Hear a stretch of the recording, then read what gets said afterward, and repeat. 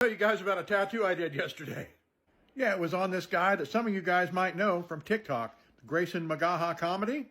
Now, first of all, I thought there was some kind of client-patient confidentiality agreement here. And secondly, yes, I'm a big burly fella, but have you seen you? Have you ever thought to yourself, I wonder what happened to Harry from Harry and the Hendersons after Lord Farquaad dropped him off in the forest? Allegedly, he became a tattoo artist. Like what are you, 5'14"? You're a giant, and your beard is intimidating. It's like Sam Elliott's mustache. Like it just births little more mustaches. Tears of joy, but I hadn't seen anybody cry like that since my grandmother's funeral.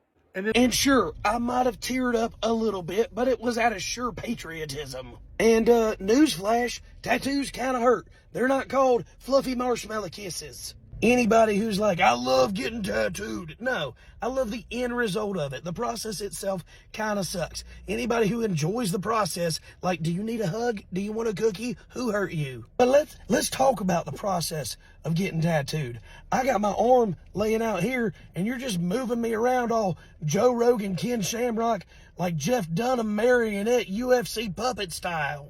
Hey, don't move your arm. I need to be able to look at it. I hope you know what it looks like. Hell, you drew it. You're out here tracing your own work, counting stripes like it's the first time you've ever seen it. Now, don't get me wrong. I'm not saying that Grayson Magaha is a total weenie. He just didn't have his big girl panties pulled all the way up that day. But the whole time you're leaning over me, I've got my hand open, and let's be honest, you're no Kat Von D. Yeah, I'm not intentionally touching anything. There's a lot of accidental groping happening, but I touched your nipple. And once you decided to lay your man boob in my hand, like you were aware of it, I was aware of it. We looked at each other, but neither of us made any adjustments. We just kept going. And don't get me started with where the blue goes. We're an hour into a tattoo that you said was going to take a couple hours. Your old lady comes in talking about being hungry, and you're like 15 more minutes. Then like Harold and the Purple Crown, you start coloring in like a kindergartner. I mean, let's be honest. You're a comedian and a tattoo artist. You're like the strippers of the artistic world. You're going to say and do anything for stage time and to make me feel special. I mean, this guy was so shook up that at one point he actually asked me, where are you going to put the blue? And he got this big American flag, which is awesome, but he squirmed so much that I almost had to turn it into a Puerto Rican flag.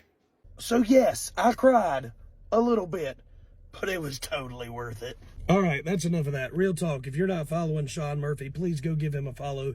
He's one of my best friends and absolutely hilarious comedian. Let's get him to 1,000 so that he can come play the TikTok game too.